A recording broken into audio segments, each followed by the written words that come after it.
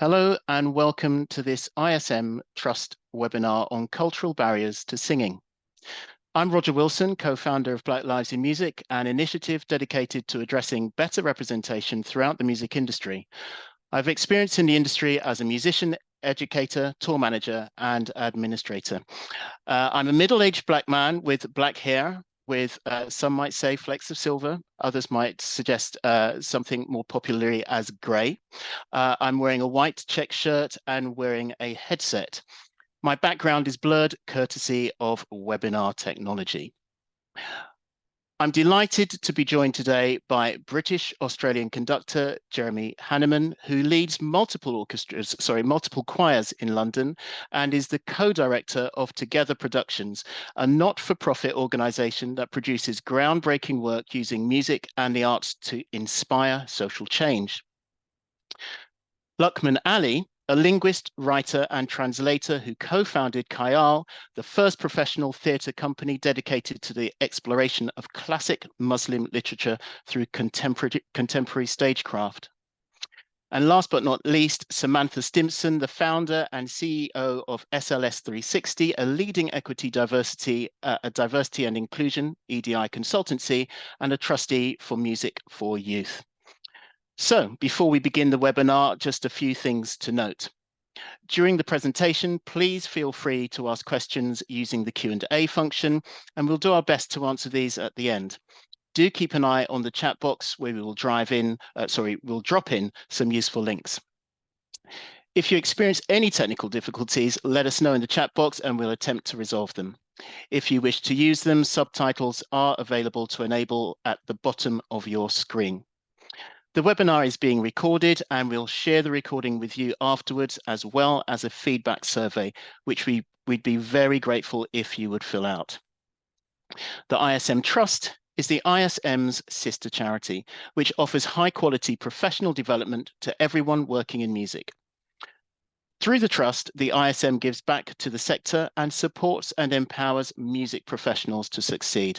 The Trust produces award-winning events, training and resources which are largely completely free to access.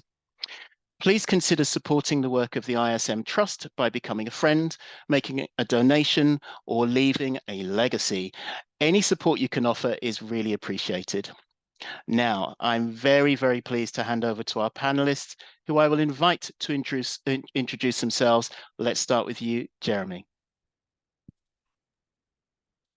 Hi, everyone. Hello, Roger. It's a great pleasure to be here. So thanks so much for having me. I work as a conductor, a musical director. I work with lots of choirs. I'm artistic director for an opera company. I work for the Royal Opera House for 10 years.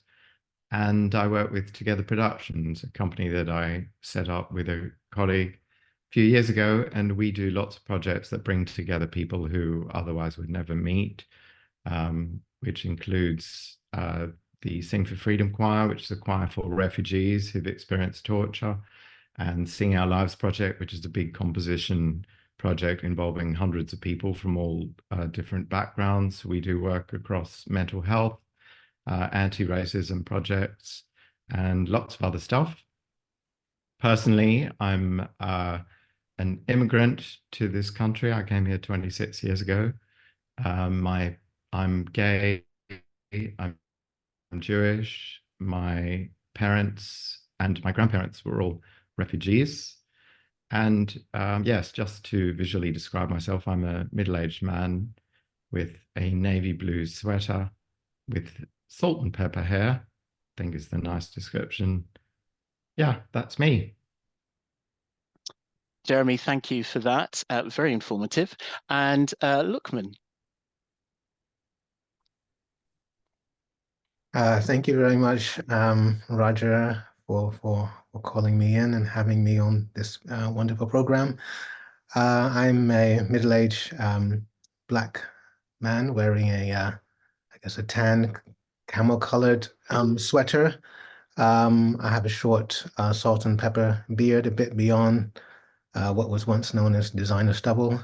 And I am the CEO and artistic director of the Khayal Theatre Company, which Roger kindly spoke a little bit about. We primarily work outside of traditional theatre spaces through a Theatre Without Walls program in schools and colleges and universities and museums and galleries. Wherever our host partners want us, we deliver our small scale, high quality work exploring Muslim world literature from right across the globe. And throughout our time, throughout our 27 years now, we have worked to incorporate music and song in many, if not all, our productions, whatever the scale they happen to have been. And we have just we're delivering a project with Sing Up at the moment, where we are producing new songs and adding some more existing songs from Muslim cultures to their song bank for children to sing in schools across the country. Luqman, thank you for that. And just now leaving Samantha to join us. Thank you so much, Roger. I'm delighted to be here. Lovely to meet you all. So yes, as Roger said, my name is Samantha Stimpson. I am a youthful-looking middle-aged woman with a very short, dyed blonde afro hair. I'm convinced that actually, if I allowed it to go back natural, it would probably be slightly grey, but we're sticking with the blonde for now. And I am the founder and CEO of SLS 360, which is an equity, diversity, and inclusion consultancy. And some people hear that and they think, well, what does that actually mean? I like to think of my work as being really simple. The principles of equity, diversity, and inclusion, or EDI, are as simple as ABC. It's about making sure people are accepted, making sure they feel a sense of belonging, and it's about meaningful connections. So we work with organizations mainly in the arts and cultural music education space. I'm a musician myself, viola and violin, to address issues of underrepresentation and looking at how that shows up in their workforce, in their programming, in their governance, in their connections with different groups and communities, and to really think about meaningful ways to be a bit bolder and braver when it comes to embedding the principles of ED&I in everything that we do. So it's not tokenistic or performative, and amplifying and developing the voices of those who come from marginalized groups. We also do a lot of coaching, run courses, and support individuals themselves who might need that development. So that's me in a nutshell. Thanks so much, Samantha. And of course, you complete the introduction to today's panel. I hope you feel privileged and let out of the group, in as much as I mentioned Silver Flex, and Luqman and Jeremy were talking about salt and pepper, but I think we know what we're all talking about here in terms of those descriptors. So to our first question, and I'd like to ask you, Luqman, actually, just to get us going, just thinking about some of those challenges that are there. And I just wonder if you can identify instances where you've seen cultural barriers get in the way of students taking part in singing activity, because obviously that first element, access, is crucial to someone being able to embark on that journey and enjoying singing as they should do. Thank you, Roger, for that question.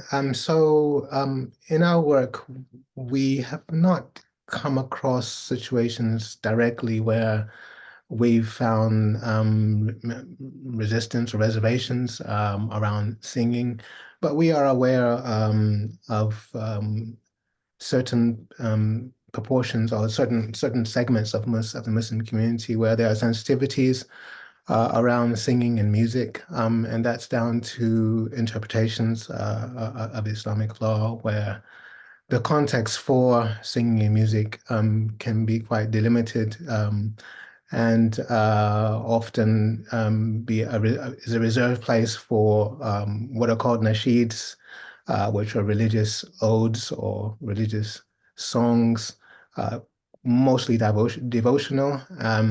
And for those segments of the Muslim community, once there's a proposition to move outside of that particular context, there often will be resistance. And so what we work to do is to offer a cultural validation, cultural affirmation, acceptance to those communities and find ways to work with them within the parameters that they are comfortable with. And I think we've been quite successful at that, and therefore have a lot of privileged relationships with Muslim communities around the country with whom we have relationships of trust and confidence, and then we can build upon them. And what we found is once you respect people's cultural frameworks and seek to understand them, most of the time they will also come to meet you, even when sometimes that may a little be a bit outside of their comfort zones. Thank you, Luqman. And Samantha, I picked up two really key words there from Luqman about trust and respect. And when I think about that in the context of those cultural barriers being present, I think sometimes in terms of the deliveries, we might not necessarily be aware of those cultural barriers being present. Yeah, absolutely. And interestingly, as I was reflecting whilst one was talking, when I worked as a deputy head of a music service, I used to have to observe teachers teaching. And I remember going into one lesson where the teacher was using a piece of music and they described the music as an African song. And so I sat very quietly. But there was one boy in the class who said, "Miss, which part of Africa is it from?" And she said, "I don't know. It's just an African song." So that was the first point. And then went on to teach the song. And the boy said, "Miss, what does it mean?" Somebody, "I'm not sure what it means."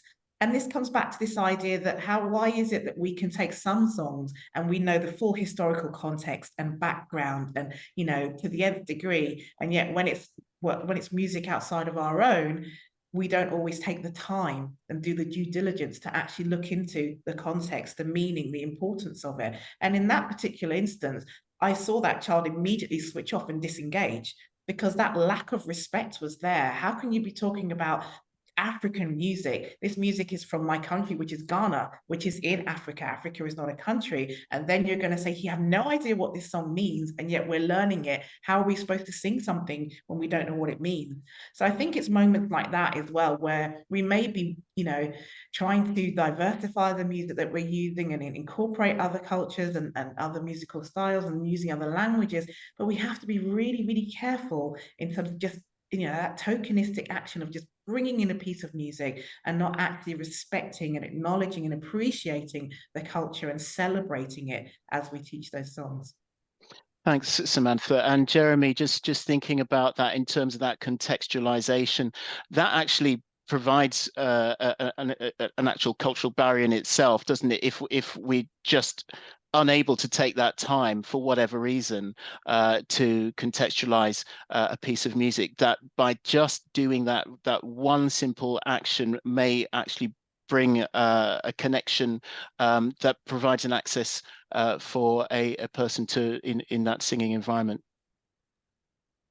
Yes, absolutely. I mean, Samantha's put a finger on it there using the word disengaged. And it's important to think about the impact on the students of what happens when we are presented with people, a face, or a culture that is alien to our own, and it is not put in any kind of context. I mean, I was just reflecting on my own music education. I had a fairly traditional classical, as it were, education. And then I went to university and then I did postgraduate studies of music. And in that whole time, I don't think I ever studied a piece written by a woman. And I don't think I ever studied a piece written by someone who was not white. So that is the tradition in which I was brought up to, which is considered a comprehensive education, but actually it's not at all. And I had to work quite hard myself to change that education and to learn about other cultures, so that I would feel in some way equipped to bring that incredible music from all around the world into the music education atmosphere. So I think that's something we've got to really reflect on. What the music teachers, what are we actually teaching? Who is the music by? And where does it come from? And does it reflect the culture of the classroom itself?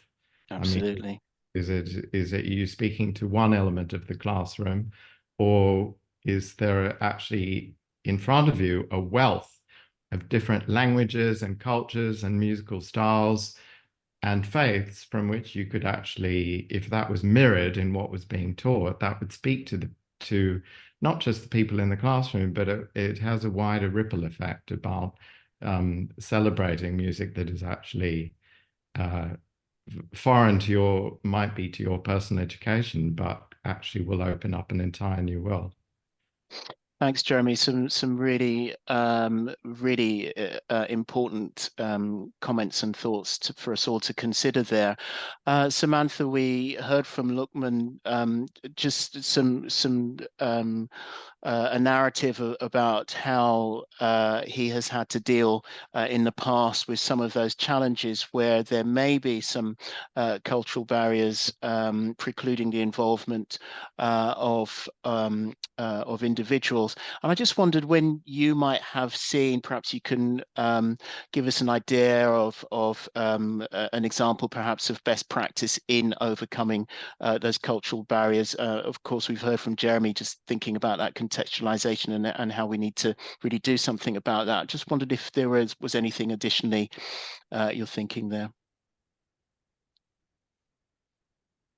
Yes, absolutely. Thankfully, I have seen a lot of best practice. I think the main examples I can recall and I would probably share are where the teacher has a real understanding and what we might call cultural competence, or understand, the music that is celebrated, the religious beliefs, and, the context of the music, but also speaking to the young people or adults, if that's who they're singing with, about the music that they enjoy singing, whether it's in school, outside of school, taking the time to actually speak with them and connect with them, and making sure that we're thinking about the range of musical styles that everybody enjoys, and not making assumptions that, people who look a certain way are going to like certain types of music. My background is classical. I play classical music, and I still get a look of surprise sometimes when I tell people that I'm classically trained. Oh, you expected me to say that I'm jazz. I love jazz and reggae and hip hop, which I do, but not only. So again, being very careful not to assume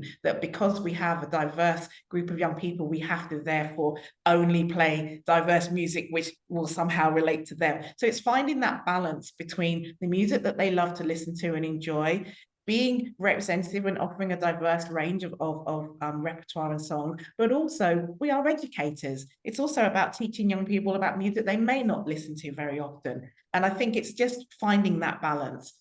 Where I think also teachers have done really well is that level of discernment. When you're thinking about what to teach, if it's something outside of, as Jeremy said, outside of your cultural awareness or music that you're unfamiliar with, there are 4 approaches. I think the first one is find out about it and then teach it yourself, which you can do with a caveat. I'm learning alongside you. This is not part of music that I'm familiar with, but I've gone away and I've looked into it, and I'd love to share my learning journey with you. So that's what I call the DIY approach. Then there's what I call the DIWM approach. So get someone to do it with me. So I don't have to be the face of that particular style of music. I can bring somebody on board who can actually help deliver it with me, and we can work together. And then there's, let me get the acronym, DIFM, which is do it for me. I don't have to teach the song. Somebody could actually come in for whom it is their authentic musical style. And then the last one is don't do it.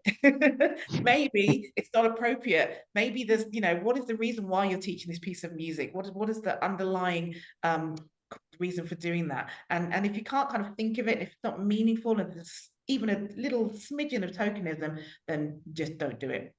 So that's what I think I've seen. Yeah. Thank you, Samantha. And just coming to Jeremy back on that, just some thoughts there about cultural competence and time.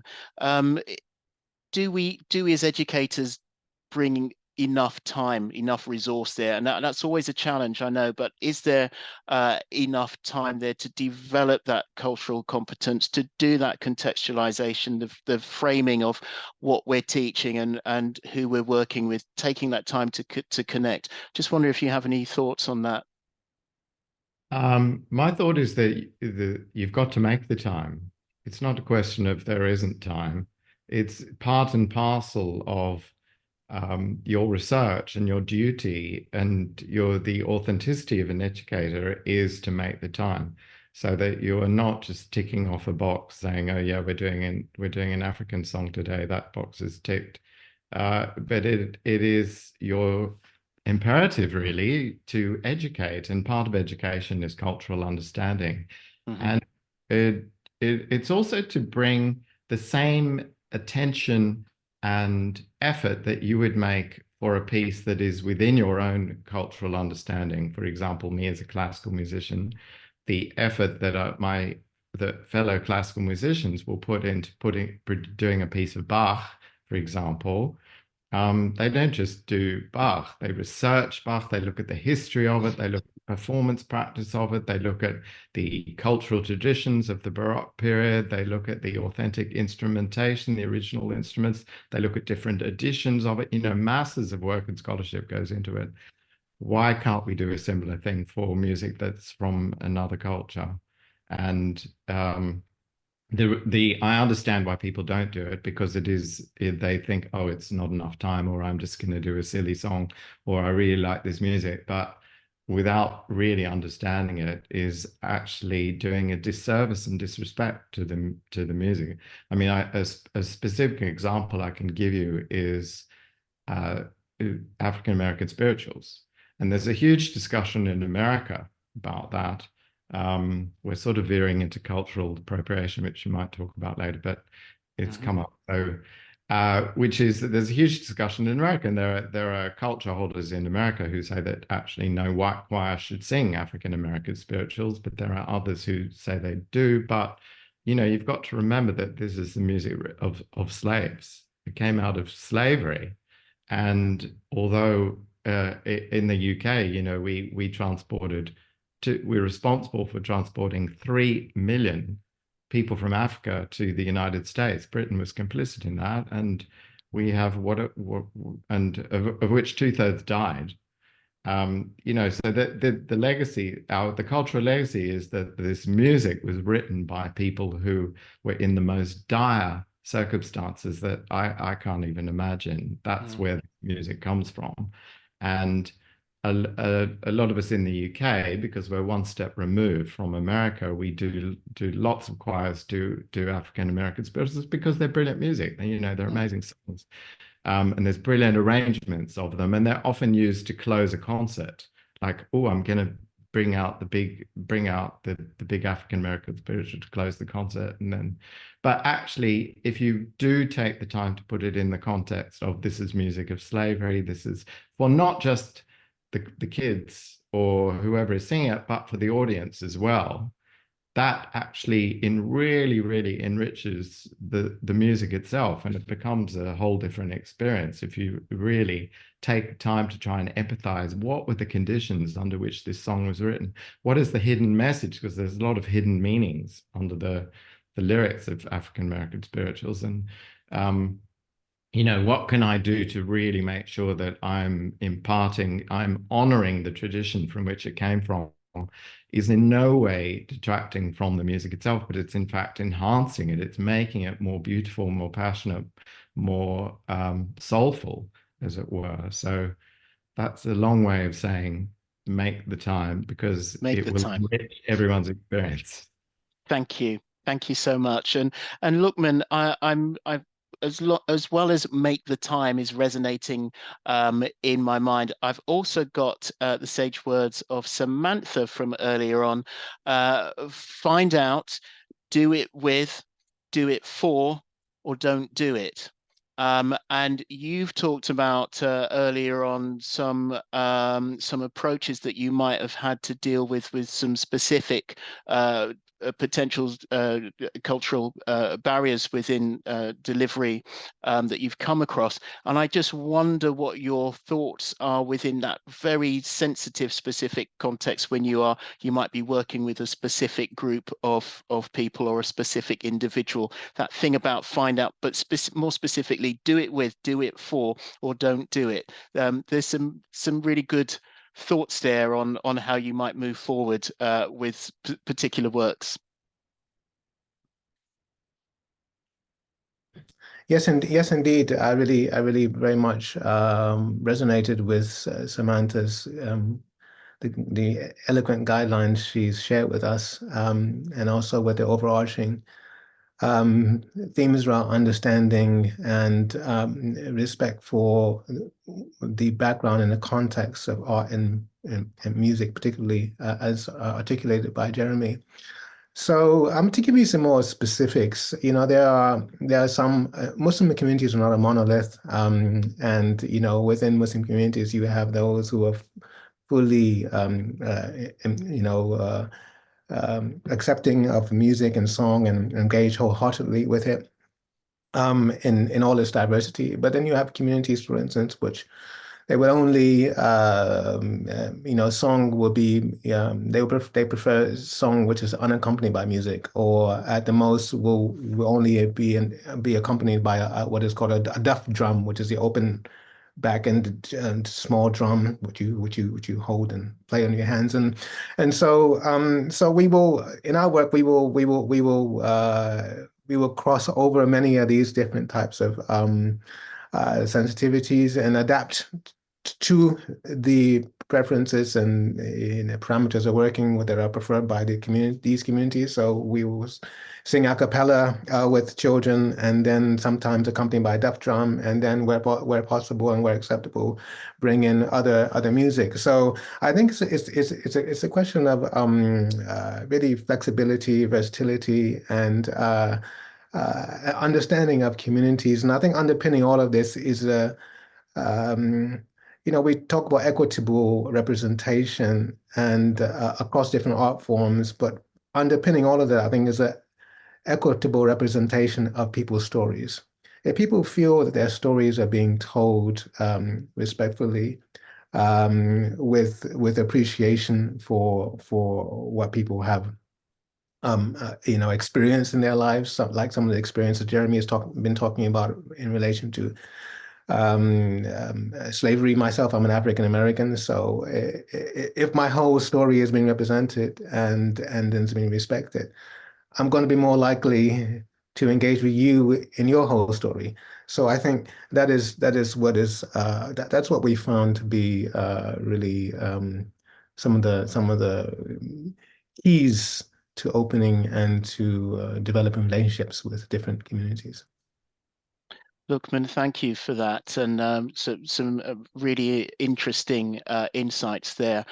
Just at this point, to remind our viewers, this is your moment. Please do use the Q&A function if you have been so moved by some of the comments that have been made by our panel. This is a good moment to start thinking about what questions you may like to ask, and please do pose them in the Q&A function on this platform.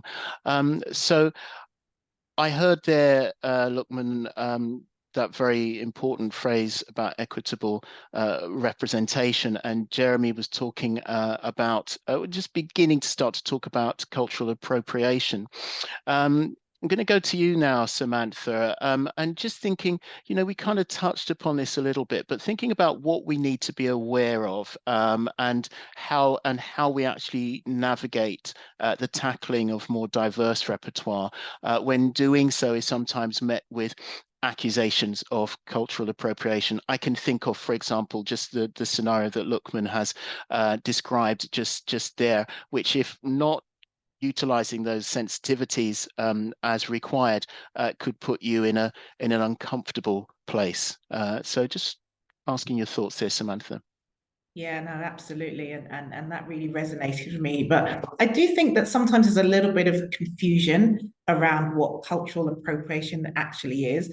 My kind of definition of it is it's the adoption or taking of elements from one culture by members of another culture without actually paying tribute to their authenticity and value. So to me, if you identify as white and you are playing or teaching music, which, as you've mentioned, Jeremy, may come from a black, music of black origin or has roots in slavery or spiritual stuff, that in itself is not appropriation. Appropriation is, for example, the black musical expression in blues and gospel, which was appropriated by record companies in the States and, sold to mass white audiences without any recognition of those artists. That is an example of appropriation. So sometimes there's a fear, and it's unfounded. It's not, you're not going to be accused of appropriating music if you're trying to teach it. But nevertheless, it is coming back to what Luqman said about that appreciation. And to me, expressing appreciation, it goes beyond just finding out a little bit about the music. It's actually being able to clearly say, this is music which we can celebrate because these are our roots. These are the roots. This is an authentic representation of this music which comes from this country, which actually, let's acknowledge when it has been appropriated, if that is the case. Let's acknowledge that certain musicians weren't given their dues for writing certain pieces of music. Let's acknowledge the history of rock and roll actually comes from the blues. That is showing that appreciation and that understanding. And so I don't think we need to worry about the appropriation, but it really is just making sure we signpost the attention to the fact that this music comes from outside of our own. It would have been created beforehand, and just paying homage to that so that we can make sure it's truly celebrated. Thanks, Samantha. And just going to you, Jeremy, just wondering what your thoughts are on that. Have you had experiences where this does come into question, just how you're working with certain aspects of repertoire? Yes, I think it's important to point out that one of the important something about representation and the impact that can have on the students. So if you are thrust into a culture that is not your own, the one that you are used to, it can be incredibly isolating and incredibly lonely. And I've seen it many times where students are kind of shut down or disengaged or kind of turned off by a lot of music, and then they hear a bit of music that is from their own culture they grow up, and they just light up, and it's like, wow, oh my God, it suddenly becomes a personal and a sort of a transformative moment, even just to hear a glimpse. And the same goes for language as well. If English is your second, third, fourth language, to hear your own language sung or spoken in this country it can be an amazing moment. It can really create a bond between you and the music and the people around you as well. And the opportunity to teach people, which is one of the things that Samantha flagged up, like you don't have to do it yourself, to empower that student to teach the class a bit of their own language, bring in a song from their own culture, bring in a bit of music, language, help them teach a few words from that culture, even if it's just hello and goodbye. To teach a chorus from a song from that culture could be just actually be life-changing for that student as a way to feel welcome in a country that sometimes might feel actually quite scary or intimidating. So I just wanted to flag that up, that seeing your own music, hearing your culture can be really, really powerful and transformative from people, especially if you've come from a traumatic situation. Where we work with Together Productions, work with refugees a lot, and we've seen it many times that trying to sort of often to teach music from a sort of white culture, and is, it can be fine if you do it in the right way, but to try and bring elements of that person's culture, allow them to be a culture holder, even for 10 minutes, can be an amazing experience. I've forgotten your question, Roger. I'm so sorry. No, well, to be honest with you, I could see Luqman himself lighting up when you were talking about how that connection can be made with someone by them singing, singing music, learning music from their own culture. And I think in the context of appropriation, it's actually an enabler to empower and enable someone to be able to do that. Luqman, just wondering if you got some thoughts on that, and also obviously in terms of how we negotiate that pathway to avoid cultural appropriation. Yeah, I mean, I fully identify with what Jeremy, in the experiences Jeremy was speaking about, of of what happens when a person feels a lack of belonging as a result of not experiencing cultural affirmation or cultural validation. And this can take place in all sorts of contexts. And so we see that all the time in our work. The fact, as a theater company doing the work we do, going into parts of the country where you might have very small amounts of Muslim students and Muslims coming from all over the world. And for them to see their culture represented in a way in which is complementary and culturally affirming, it changes it changes their relationship with their own context, and it changes their relationship with their peers, with their fellow pupils when they see their classmates enjoying the humor or the song or the music coming from their own cultures. I completely agree with Samantha when it comes to cultural appropriation. I think I think we need to have I think there can be some confusion around what cultural appropriation means. I identify with how Samantha I define cultural appropriation, because if we start talking about we can't share in each other's cultures and we can't, then that's and there are some people who I've come across who go that far and say, that you can't touch someone else's culture, you can't sing, you can't, and that's going way too far. And I think we need to perhaps come up with a term for that, which is not cultural appropriation, because it's not accurate at all. I do want to say that because I can see some of the questions where Muslim communities are concerned. I can't pretend that things are easy or are easy now or going to be easy. I think we have quite a long way to go, mainly because of how long, historically speaking, we have been culturally negating and culturally excluding.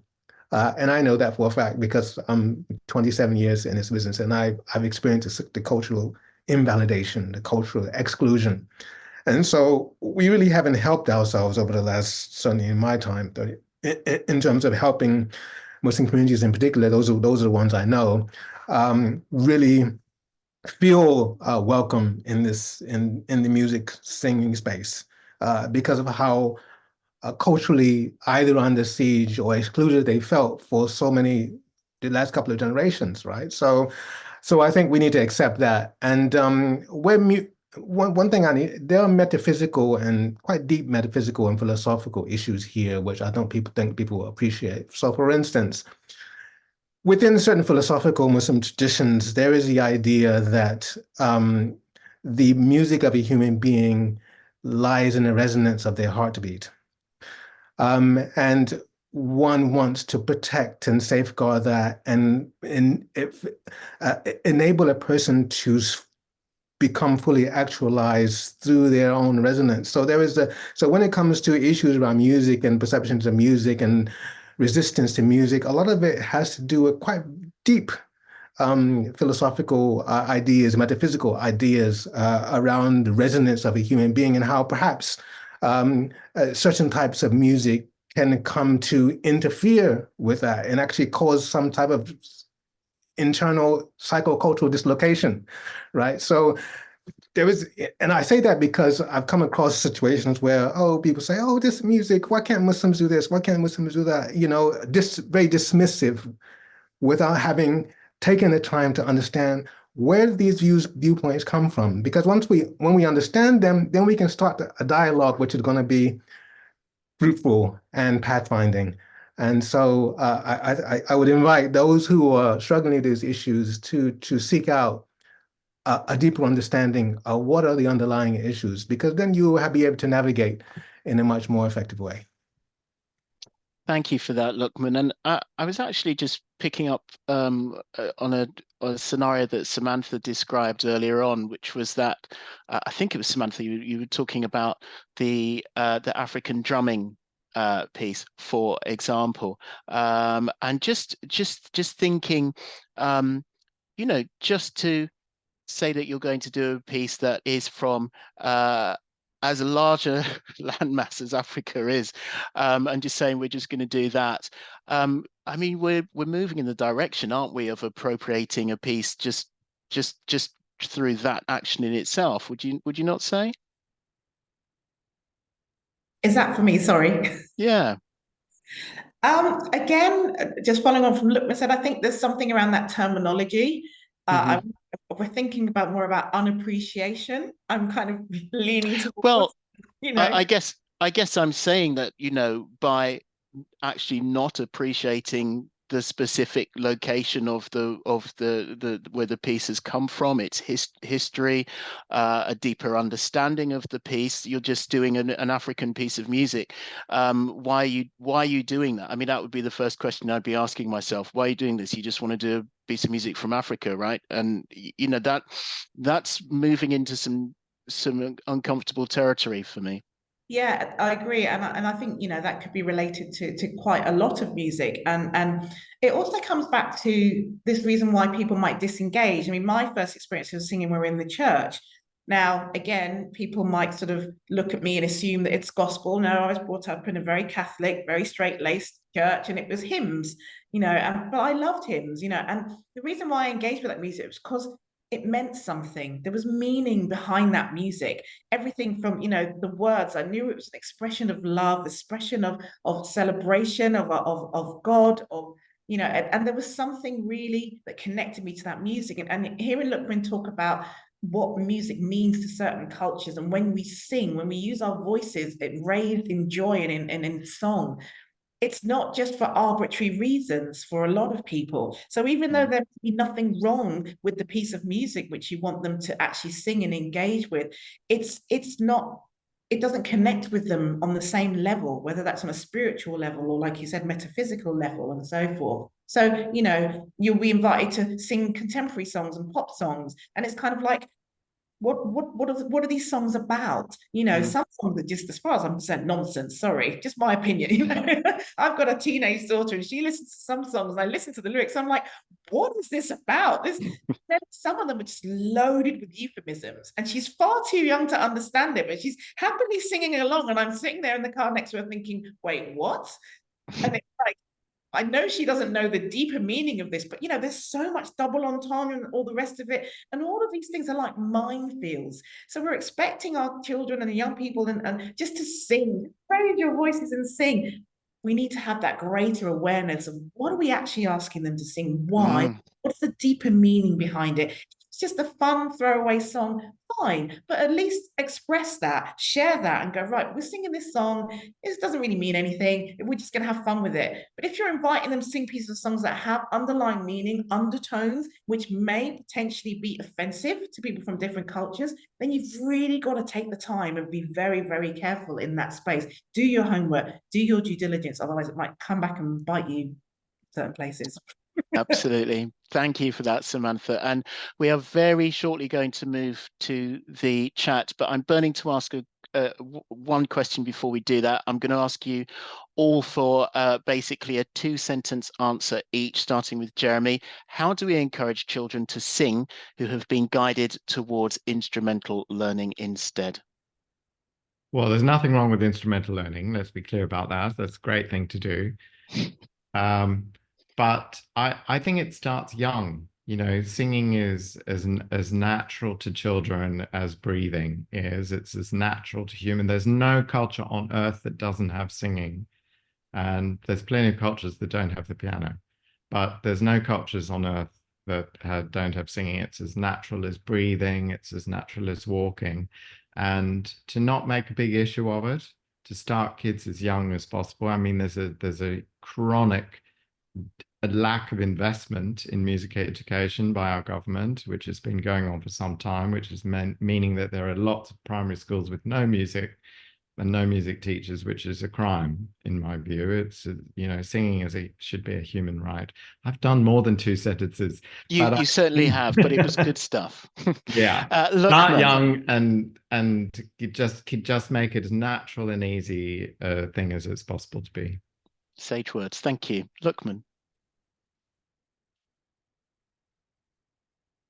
Um, uh, in my as far as I know, all mothers sing to their children, and at some stage, lullabies of one form or another. And you know, in all the cultures that we work with, we found that to be the case. And I think start off where at the deepest level of meaningfulness to a person in the context of what is closest to them, their family and their community.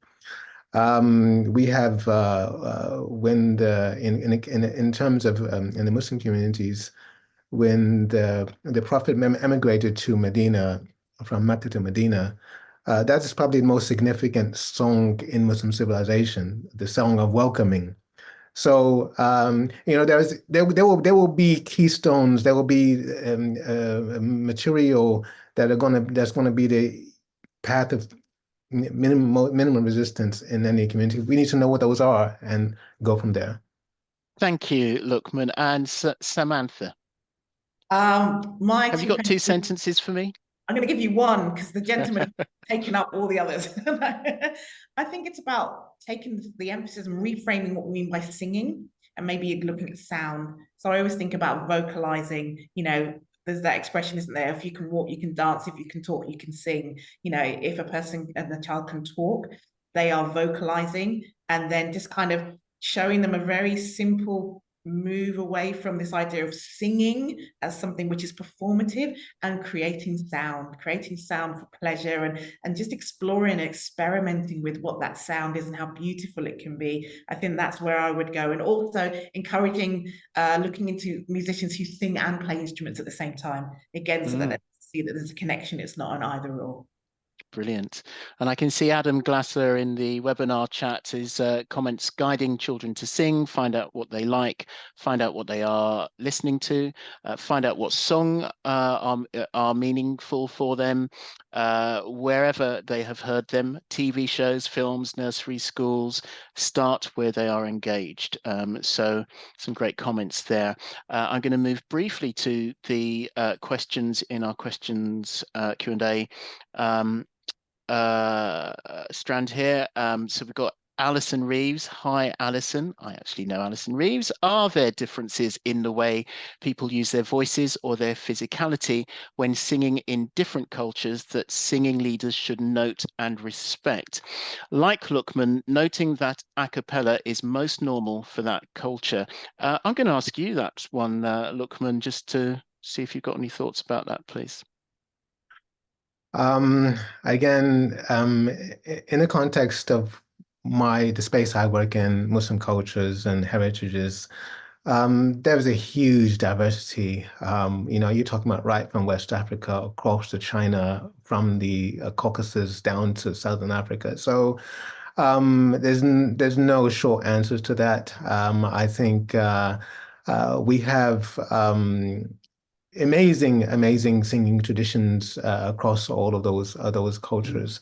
I just mentioned a cappella because to acknowledge those Muslim communities who have deep reservations about musicality, instrumental musicality, and they, as far as they're concerned, the safest thing is a cappella, unaccompanied instrumentally unaccompanied singing.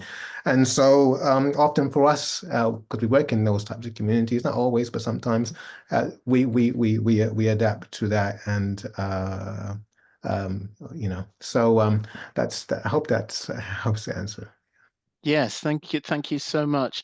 And equally, Jeremy, I'm just picking up on a comment in the chat from Rajan, which is to say the majority of our primary school children are Muslim, and they were delighted with the new Sing Up resources to support Ramadan and Eid. It made them feel represented and engaged them and their families. So that was just sort of picking up on some comments you made earlier on. I just wondered if you wanted just to pick up on that at this point. Well, that is exactly the point that we've been making here, that seeing something from your own culture, experiencing it, is not just great for the people themselves, like singing songs about Ramadan and Eid. It's great for the Muslim children there, but it's also great for all the other kids who are not part of that culture to learn about it. It's a way, I mean, singing is such an insight into culture. That's the thing. It's an access tool that enables you to learn about other people. When you learn about other people, you get empathy for them, you get compassion, you break down stereotypes. And that is such a great thing for community cohesion. So yeah, I'm very happy that that's in the Sing Up resource and was a brilliant thing to do. Great. Samantha, just looking at, there's a question here. Thank you for the input so far. You're very welcome.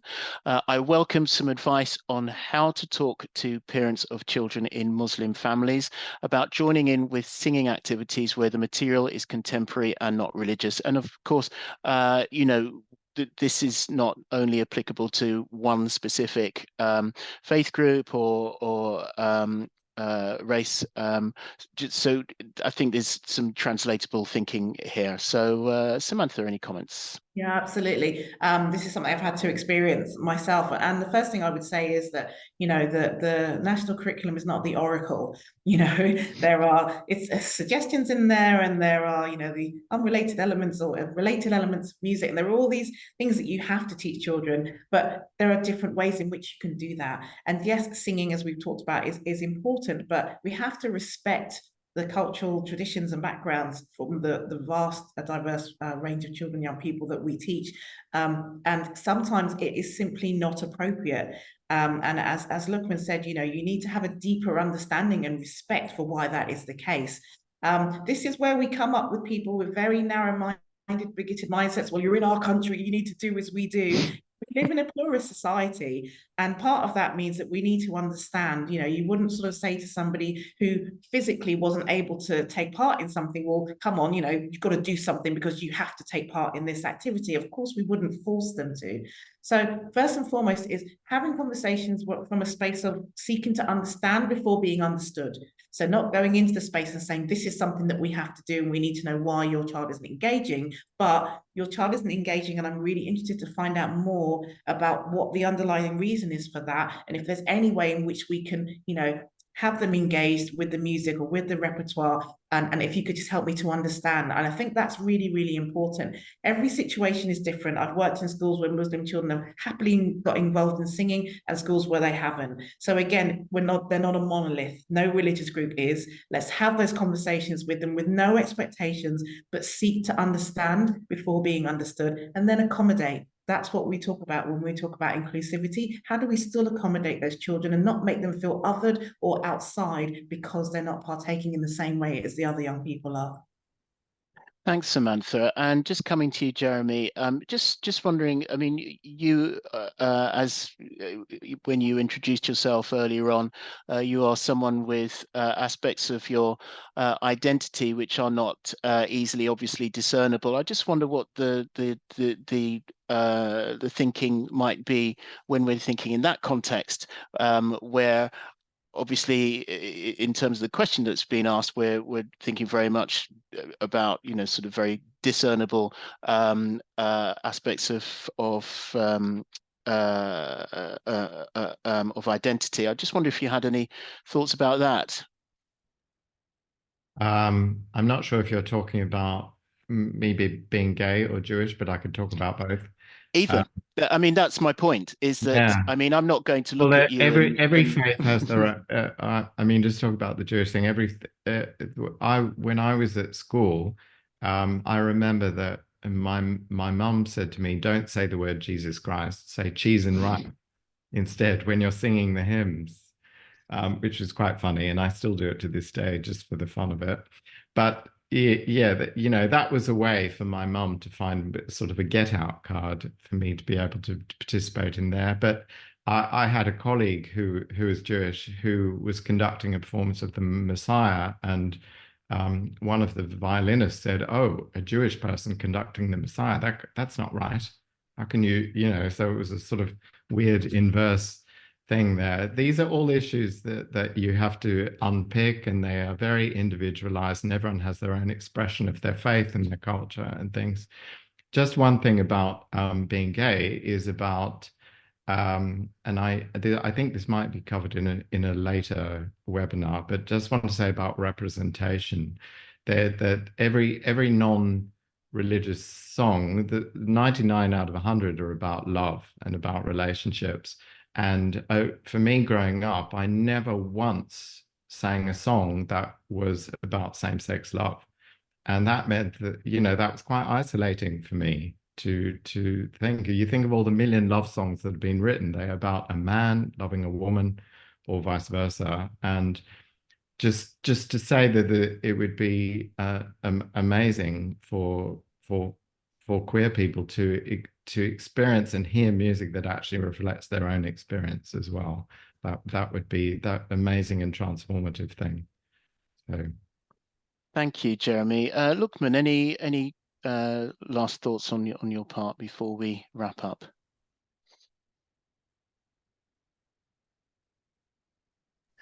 Just a shout out to Rajan. Thank you for showing appreciation for the songs that we put on the song. These are new songs which we compose ourselves that Khayal would sing up, and it's great to hear some feedback from those. Yeah, I mean I mean, I think I find myself resonating with all my panelists on the importance of respect, of understanding, of being open to learning about the different cultural perspectives of the many elements in our society.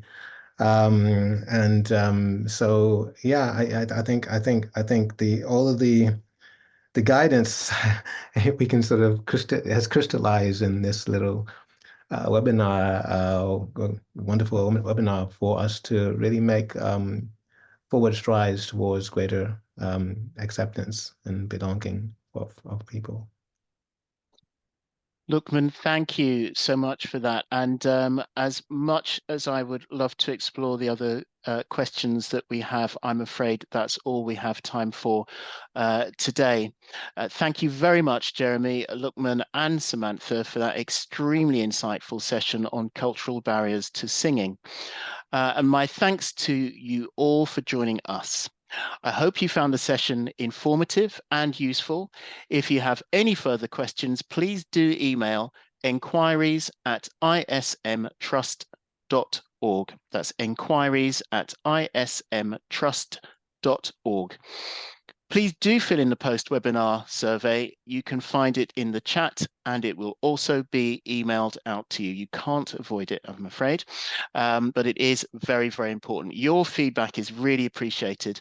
It helps the ISM Trust to improve their services and offer more free professional development.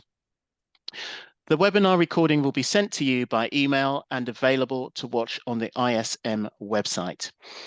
We will also send you some useful links that we've shared during this webinar. Our next event in the Breaking the Singing Barrier webinar series is on differing barriers between primary and secondary singing on the 2nd of May. And finally, psychological and personal barriers to singing will be on the 15th of May. You can also watch back the SEND Barriers to Singing webinar on the ISM website. I wholeheartedly recommend you do that. And finally, may I thank you again for watching, and we hope to see you at another event very soon. Thanks and goodbye.